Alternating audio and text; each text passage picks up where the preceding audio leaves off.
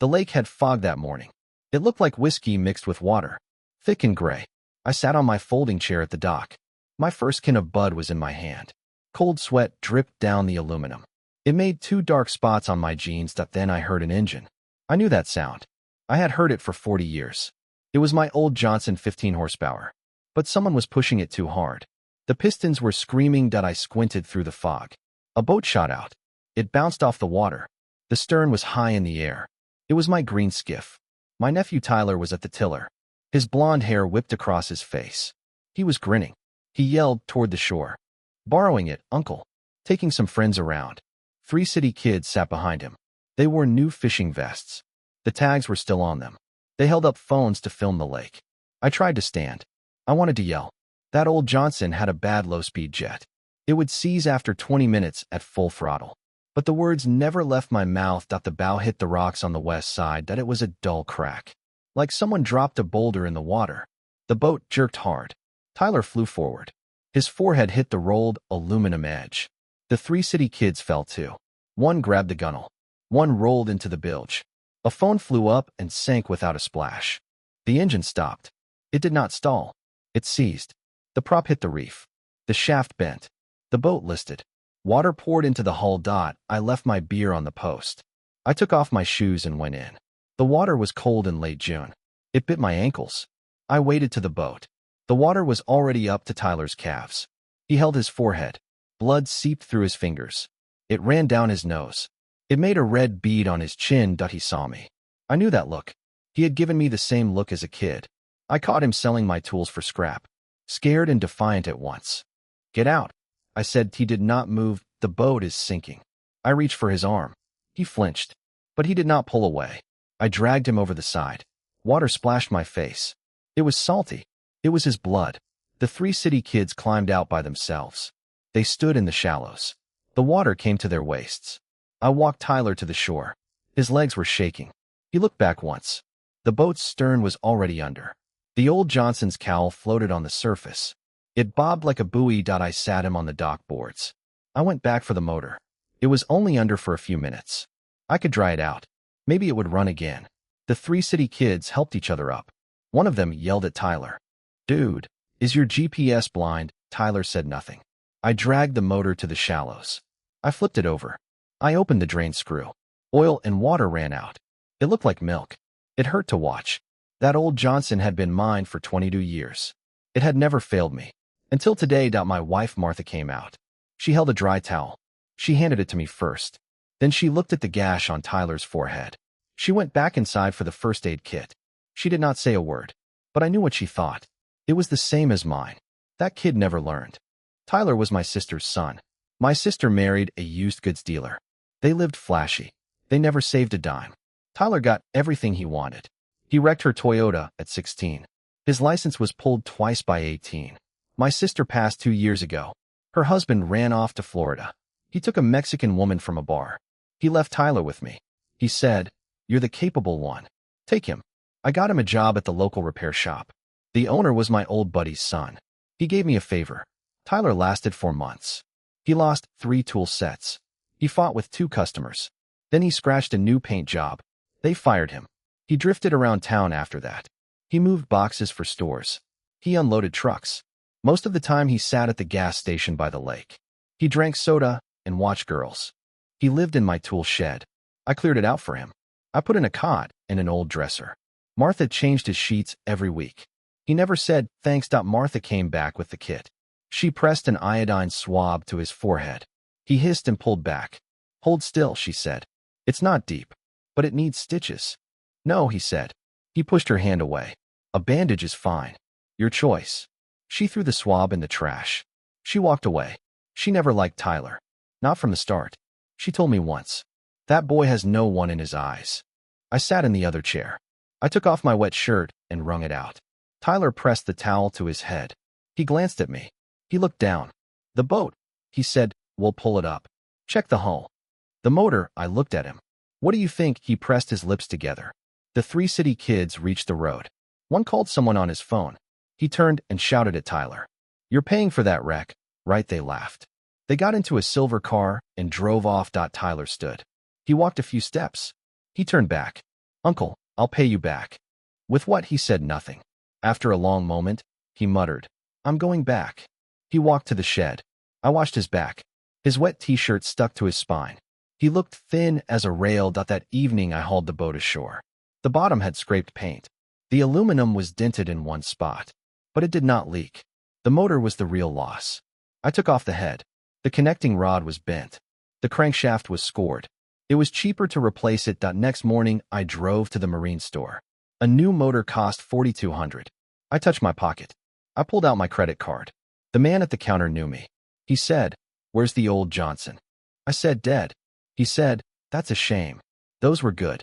I drove back. I bolted the new motor to the transom. It was a used Yamaha. 9.9 horsepower. 4-stroke. Much quieter than the old one. I took it out for a spin. The boat slid across the water. Smooth as glass. Then I called Tyler out. He stood on the dock. He looked at the boat and the new motor. He did not speak for a long time. From now on, I said, You can use it anytime. His head shot up. He could not hide the joy on his face. But don't touch the motor. I pointed at the stern. The oars are in the hull. You row. The light in his face went out. I'll give you a chance. I pulled my cap down. Row for 30 days. 1 lap around the lake every day. No stopping. After 30 days, the boat is yours. The motor too. Miss 1 day or 1 lap, you're out. You leave the shed. And you don't call me uncle anymore. He stared at me. The sun hit the back of his head. His shadow stretched across the dock. Long and thin. Row, he said. Around the lake. 1 lap. This lake is at least 4 miles around. You didn't care about distance yesterday, when you had the throttle wide open. His jaw tightened. I saw his teeth grind. Finally, he said, Fine. He turned and went into the shed. He came out in sneakers. Shirtless. He pulled the oars from the hull. He set them in the locks. He jumped in. I sat back in my chair. I pulled a fresh bud from the cooler. The sun felt warm on my back. The beer was cold on my teeth. I watched him pull away. The oars hit the water. 1 stroke at a time. The rhythm was off. His arms were stiff. But he kept going. I put my feet on the dock post. I took a long drink. The wind came off the lake. It smelled of weeds and distant mowers. The first 3 days Tyler showed up on time. Every morning the sun hit the top of the old oak. He came out of the shed. He wore his faded gym shorts. No shirt. He carried the oars to the dock. He untied the line and pushed off. He rowed the same as day 1. His arms were stiff. The blades bit too deep. He splashed water everywhere. The boat wobbled like a drunk man. Side to side. Slow and clumsy. I sat on the bank and drank my coffee. Martha made breakfast inside. She poked her head out once. Did he go? She asked. I said yes. She went back and on day, for he did not get up. I waited until noon. The shed door stayed shut. I knocked. No sound. I knocked again. I heard him turn over. The cot creaked. Uncle, he said. His voice was muffled. My back is done. I pushed the door open. He lay on his stomach. His face was buried in the pillow. His back was purple red. From his shoulders to his waist. The skin shone like oil. His shoulders and arms were tight. They twitched when he moved. Sunburn. I said, I put on lotion. You need to reapply every 2 hours. Once before you go out is nothing. He lifted half his face from the pillow. When I was puffy. From sun or lack of sleep, I could not tell. Can I take 1 day off? Sure. I said, 1 day off. Add 2 days. He put his face back in the pillow. He said nothing. I went to the drugstore that afternoon. I bought a bottle of aloe gel. I left it on his cot. Martha made pasta salad for dinner. She told me to take him a plate. He sat up to eat. His back faced the door. It was red as boiled shrimp. On day 5 he went back in the water. He wore an old t-shirt this time. It covered his back. He rowed slower. But he did not stop. I followed him in the new Yamaha. About 200 yards back. I pretended to fish for bass. He looked over his shoulder once. He saw me. He turned back and kept rowing. The rhythm was better. The boat moved straighter. On day 7 something happened at mid-lake. A private speedboat cut across his bow. The wake made his skiff rock hard. He almost fell in. He grabbed the gunwale. The oar slipped out. It drifted 10 yards away. He waited for the boat to steady. He reached for the oar. He missed twice. He jumped in and swam for it. I was about to throttle up, but I saw him grab the oar. He climbed back in. He sat in the hull, soaked and panting. He rested for a while. Then he set the oar back in the lock. He kept going down. He came in an hour late that day. I stood on the dock. He tied the line to the post. His wet hair stuck to his forehead. He looked beat. I handed him a cold Coke. He took it. He did not speak.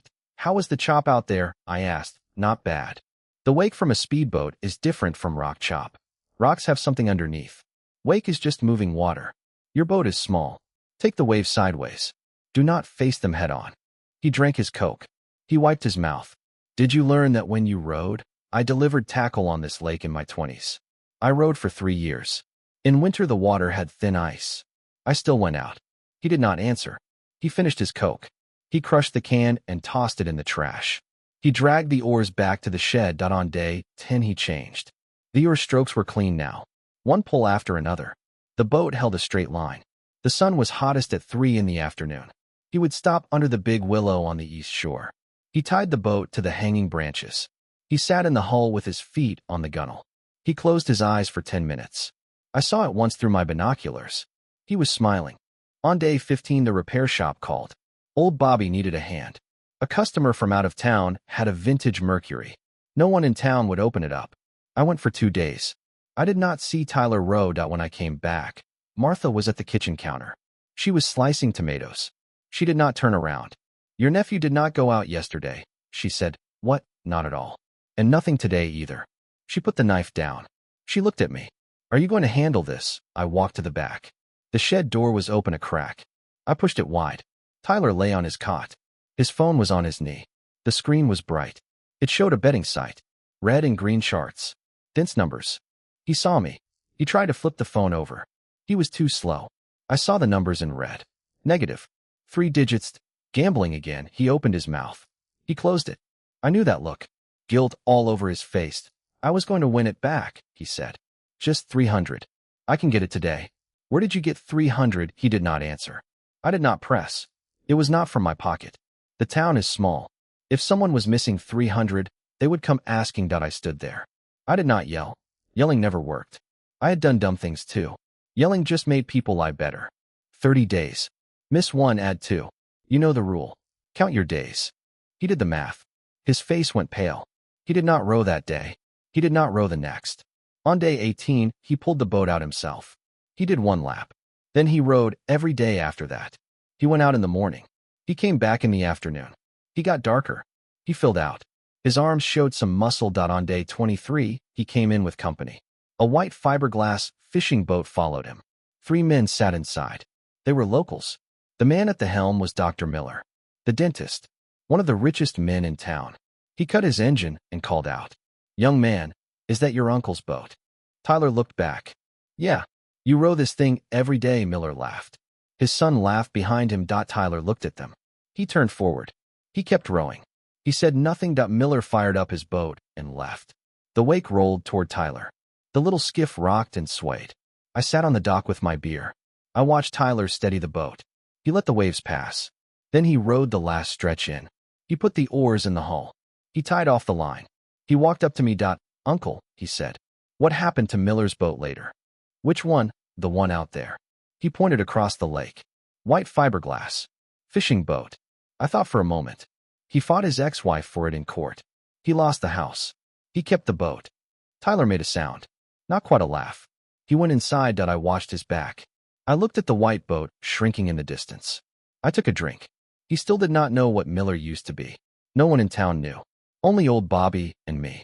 Some things stay on the bottom. Better than floating on top. On day 20th, the forecast said storms. In the afternoon, the clouds came from the west. The lake turned lead gray. The wind gusted. It bent the willows by the shore. I stood in the doorway and smelled rain in the air. Tyler was in the shed watching a movie on his phone. I pushed the door open. "Do not row today." He took his earbuds out. Thunderstorms. Lightning on open water. You are a tall pole in a flat field. He nodded. He said nothing. I started to close the door. He called out, "Uncle." I turned back. "How many days do you have left?" he asked. Me, no. He sat up on the cot. "I mean, did you ever owe anyone?" A low rumble rolled across the lake. The windows buzzed. I looked at Tyler's eyes. For the first time, nothing was hidden in them. He just looked at me, straight and open. "Once," I said, "I owed a man his life." He did not ask who. I shut the door and walked away. That night the rain came for 4 hours. I stood at the window and watched the lake vanish behind the curtain of water. I thought about something from 35 years ago. My head ached, like someone squeezed it. I poured 2 fingers of whiskey. No water. I drank it in one go. Next morning was clear. Tyler put the boat in at 6. He rowed 1 lap. He was faster now. A thin white line trailed behind the skiff. It spread slowly over the dark green water. Day 29. He rowed 2 laps. Day 30. The sun was not up yet. He was already at the dock. I went out in my jacket. I saw him set the oars. He gave me a nod. Last day, he said, 1 lap. 1 lap. He pushed off. I stood on the shore and watched him row toward the center. The morning light broke through the treetops. It spread like gold flakes on the surface. The oars broke the gold apart. The water closed behind him. I went inside and opened a can of Bud. I sat in my rocker on the porch. I watched him make the full loop. He came back when the sun was over the old oak. He tied the boat. He walked to the steps. He looked up at me. 30 days, he said. Done. Do I move out? The boat is yours, I said. The motor too. He paused. The corners of his mouth twitched. He almost smiled. Then he looked down. He kicked dirt with his toe. Uncle, I deleted that site yesterday. Which site? The betting one. I said nothing. I paid the 300 back, he said. I moved boxes for a week. I took a drink from my can. I looked at his reflection in the lake. His shoulders were broader. His chin had stubble. The scar on his forehead was pink now, a thin line above his brow. The boat is yours, I said again. But remember, do not take the motor near the reef. I remember. He turned toward the shed. He took 2 steps. Then he stopped. Uncle, that thing about the life you owed. Do you want to talk about it? I shook my beer can. It was empty. I crushed it and tossed it in the bin. No, that was a different life. He nodded once. He went inside and shut the door. Tyler took the boat out on a Friday. I heard the Yamaha from the kitchen. The sound was smooth and low. Nothing like the old Johnson's raspy cough. I looked out the window. He sat at the tiller. His back was straight. His chin was up. The bow rose and cut a clean arc across the water. He headed east. Martha was at the sink. She did not turn around. He's going to work, she said. How do you know? He told me last night. She shut the faucet. She dried her hands. The fishing dock on the south end. They need a dockhand. He went to ask. I sat down for breakfast. The cereal went soft in the milk. That job does not pay much. It pays rent. Martha gave me a look. I knew that look. It meant he could not live in our shed forever. I did not answer. Tyler got the job. The dock's supervisor was a vet named Jim. He had 1 arm missing, but he ran the place like clockwork. He put Tyler on the schedule, Monday to Friday, 6 in the morning to 2 in the afternoon. He rented boats to fishermen. He weighed their catch. He collected fees. He fixed loose boards and splintered posts. I saw Tyler twice when I drove by. He wore the dark blue polo shirt. The Marina logo was on the chest. He stood behind the counter and counted change. He handed receipts and tickets to the customers. Everything neat and clean. A heavy-set black girl stood next to him. She had a ponytail. They laughed together. I parked across the road one time. I watched for a while. I did not go down. I drove home. I told Martha, Tyler is doing okay at the dock. Martha was snapping beans. She did not look up.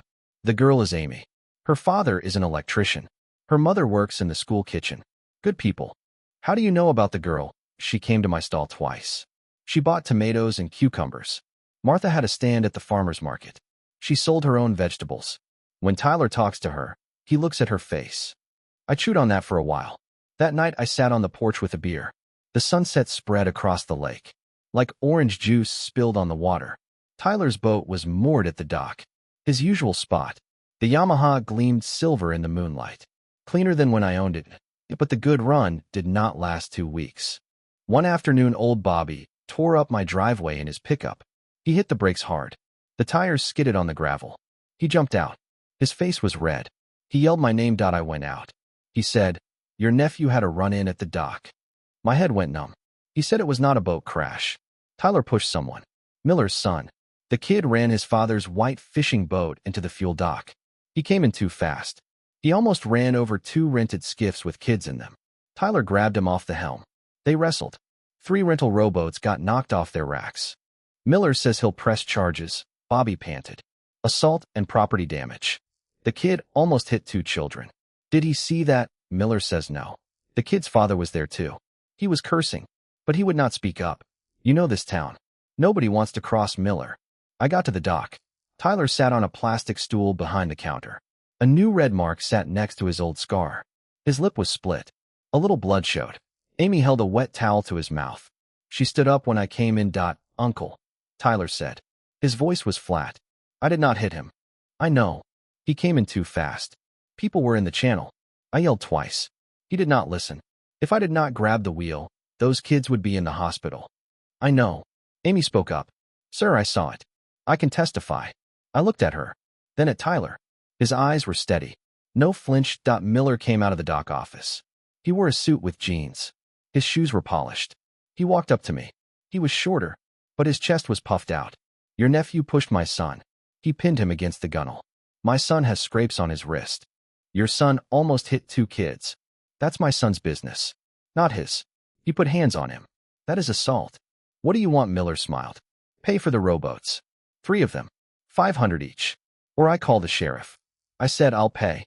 Tyler stood up. Uncle, no. I raised my hand. He stopped. 3 boats. 1,500.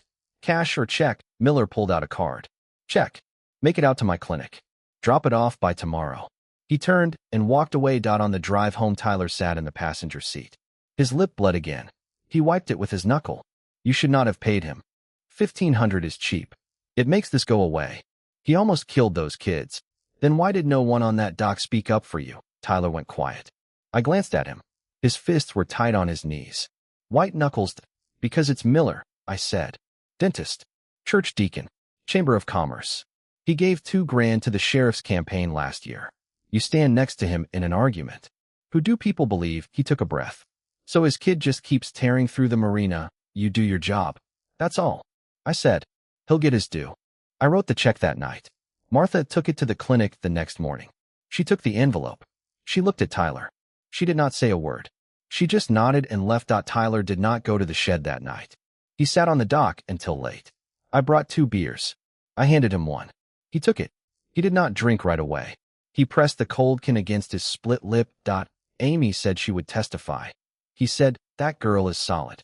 She said she would go to court if Miller called the cops. I took a drink. But you do not want her in it. Tyler was quiet for a long time. Her family is from here. Her dad has been an electrician for 30 years.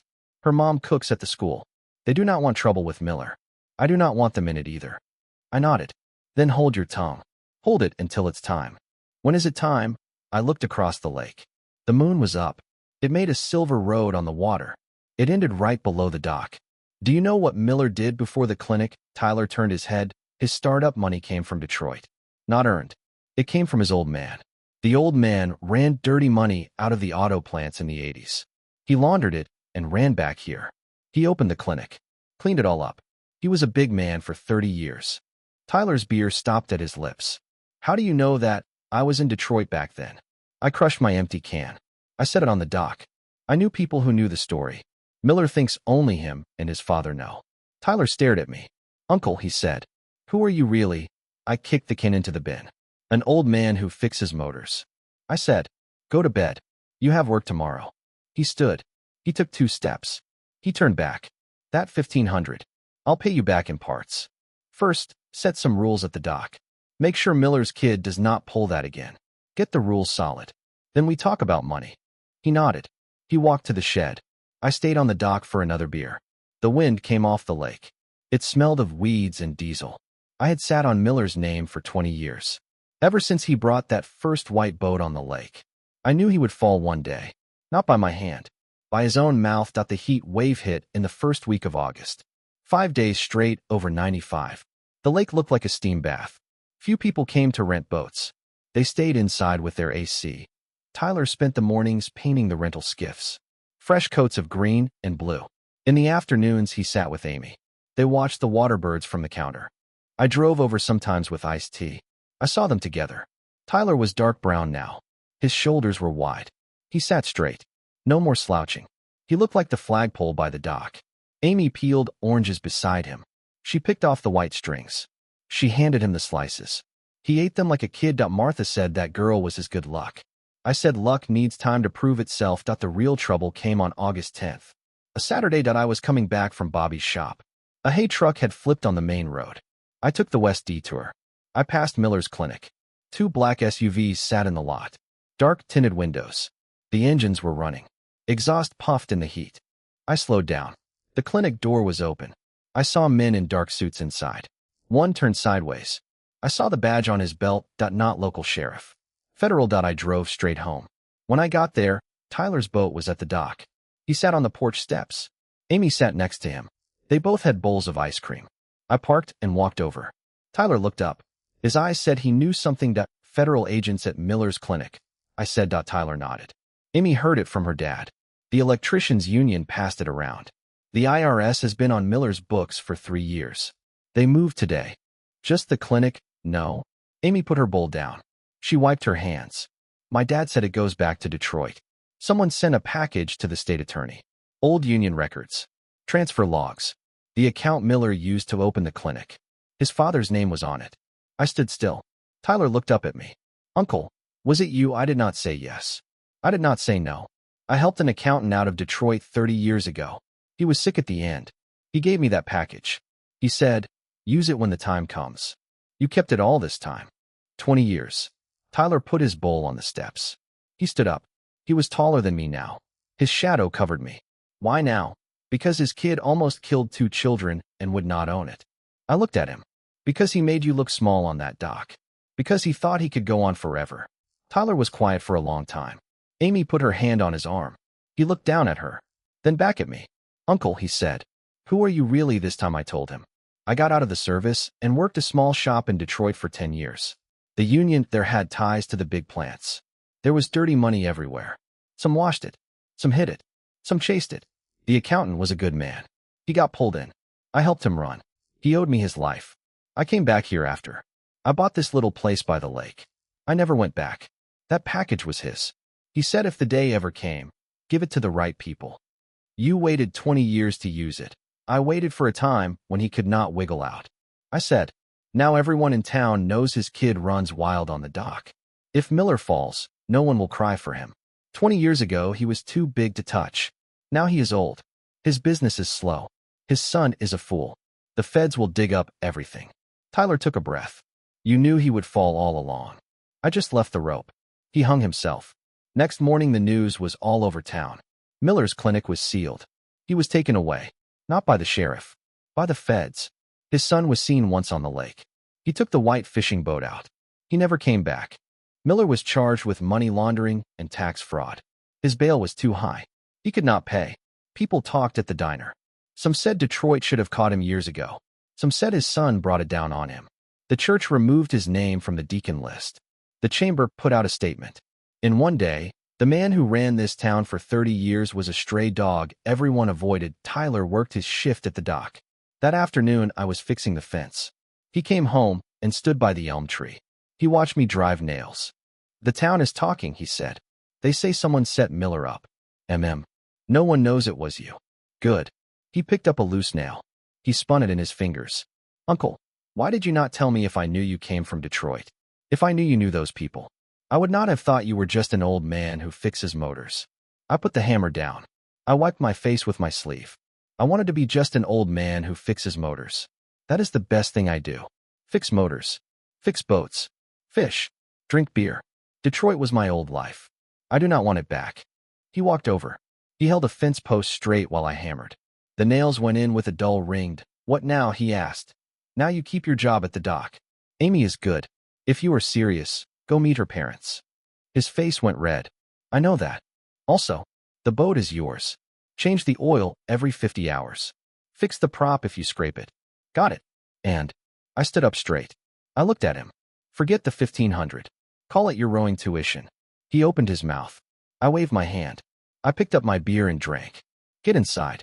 Martha made beef stew. He walked 2 steps. He turned back. Uncle. What now? Thanks. I watched his back. He walked different now.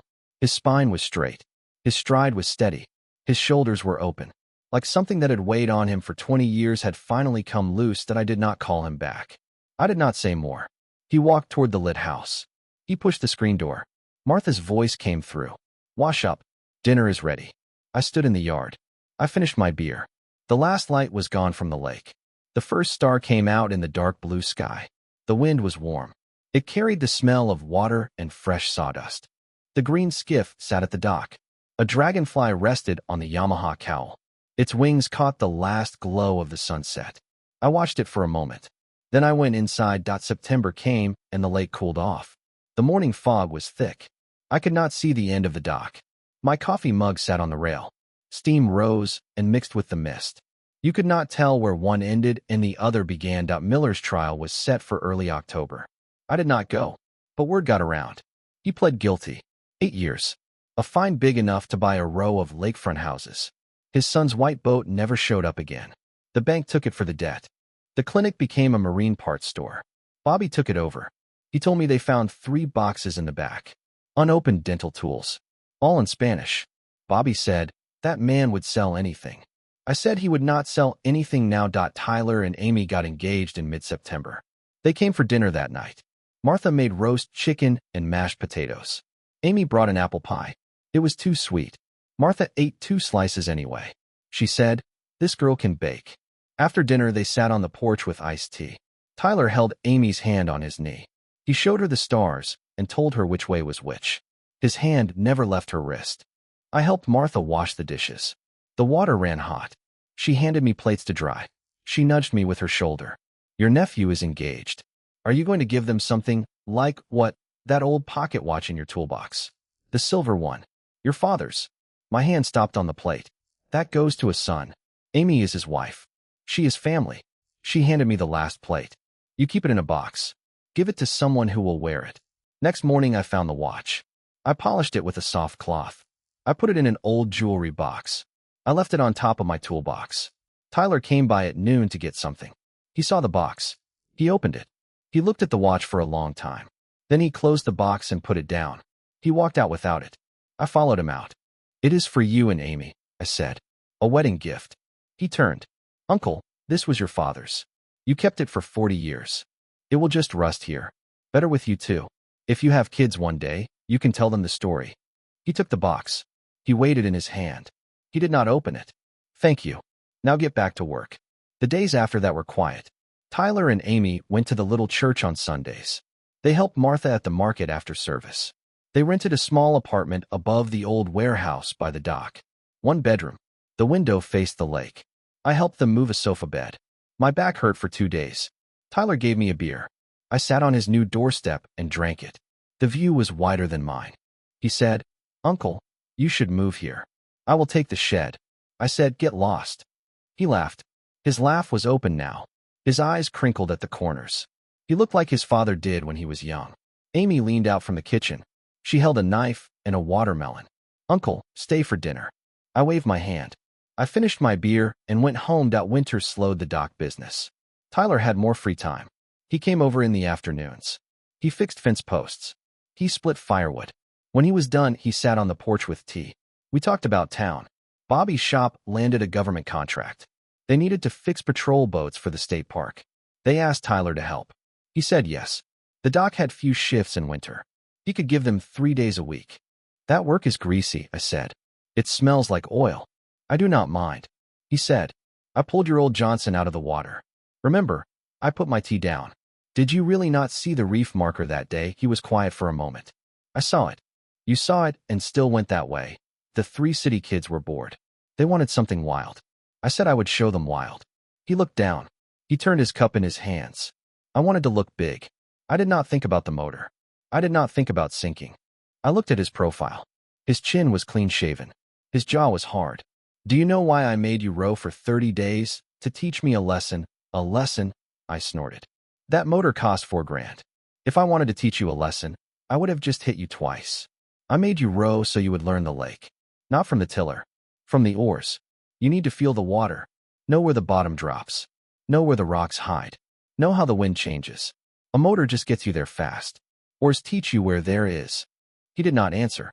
He sat and watched the lake. The ice was forming near the shore. Thin sheets. They clicked against the dock posts. Did your father teach you that? He asked. No. I learned it myself. Who taught you to fix motors? I thought about that. A man named Frank. He worked at the shop in Detroit. He was old. He had no family. He taught me everything. Then he died in his sleep one night. I found him the next morning. Tyler set his cup down. That is the life you owed? No. That was just a good man who was kind to me. He waited. I took a breath. The life I owed was a woman. Her name was Carol. She worked at the same plant. She was the one who told me to get out. She said Detroit was going to burn. I did not listen. She stayed. I left. The plant closed 6 months later. She lost her job. She lost her house. She moved to a city out west. I never saw her again. I owed her for telling me to leave. She saved my life and lost her own. I never paid her back. Tyler was quiet. The ice clicked against the wood. Is she still alive? He asked. I do not know. I sent letters. No reply. That was 30 years ago. He nodded. He did not press. He just sat with me and watched the water. Winter passed. Tyler and Amy set a date for the spring. They wanted a small wedding. Just family. A few friends. They asked if they could have it on the dock. I said yes. Martha offered to do the food. Amy's mother offered to make the cake. The whole thing was simple. That was how they wanted it. On the day of the wedding, the lake was glass. No wind. The sky was pale blue. A few clouds sat on the horizon like cotton balls. Tyler wore a clean white shirt. Amy wore a simple dress. Her mother cried. Her father shook Tyler's hand and held it too long. The old vet Jim came with his wife. Bobby came with his daughter. I stood at the end of the dock with a beer in my hand. The pastor said a few words. Tyler said his vows without a paper. He looked at Amy the whole time. His voice was steady. Amy laughed when she said her vows. The pastor pronounced them man and wife. Martha hugged them both. She had tears on her cheeks. She wiped them with her sleeve. Amy handed her a flower from her bouquet. Martha held it like it was gold. I shook Tyler's hand. I hugged Amy. She squeezed me hard. She said, "Thank you, Uncle." I said, "Take care of him." She said, "I will." After the ceremony, they cut the cake. People ate on the dock. They drank punch and lemonade. No liquor. Amy's mother did not drink. They had a small speaker playing old country songs. Tyler danced with Amy on the dock boards. His feet were clumsy. She stepped on his toes and laughed. He did not care. I stood near the boat launch. I watched them. The green skiff was tied to the dock. The Yamaha was covered. Tyler had painted the hull over the winter. Fresh green. New stripes. It looked like a different boat. He came over after the dance. He had a slice of cake in his hand. He held it out to me. "You want some?" "I am full." "You had one plate." "I am old." "That is enough." He ate the slice himself. He looked at the boat. Then at me. "Uncle, thank you for the boat. For the motor. For the 30 days. You earned it." "I know." He looked at the lake. "But I also know you did not have to give me that chance. You could have kicked me out. Most people would have." I nodded. "Most people would have. Why did you not?" I thought about it. I looked at the water. The ice was gone now. The surface was dark and deep. "Because your mother was my sister. She was the one who taught me how to fish. She was the one who gave me a place to sleep when I came back from Detroit with nothing. She would have wanted me to give you a chance. So I did." He did not say anything. He just stood there. His eyes were wet. He blinked and looked away. "I will not let you down," he said. "You already did not." I finished my beer. "Now go dance with your wife." He laughed. He walked back to Amy. She took his hand. They walked down the dock together. I stayed where I was. The sun was low. The lake turned gold. I heard the music from the speaker. Some old song about loving a woman and losing your mind. People were laughing. Amy's father was telling a story. Bobby was pointing at something on the water. Martha came and stood next to me. She put her hand on my arm. "You did good," she said. "He did it himself. You gave him the boat." I gave him a rowboat. He made it into something. She squeezed my arm. We watched them all together on the dock. The sun went down behind the trees. The sky turned pink and orange. The first stars came out. I looked at the green skiff one more time. It sat low in the water. The fresh paint glowed in the dusk. The oars were in the hull. The new cover was on the motor. Tyler kept it clean. He took care of it. I turned and walked up toward the house. Martha followed. The screen door creaked. Inside, the air was warm.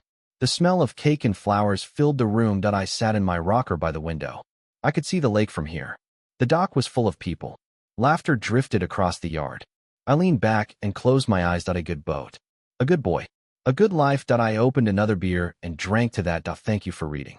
If you enjoyed this story, please subscribe to my channel for more tales of the lake, old men, and second chances. Every share helps a retired mechanic buy a cold one.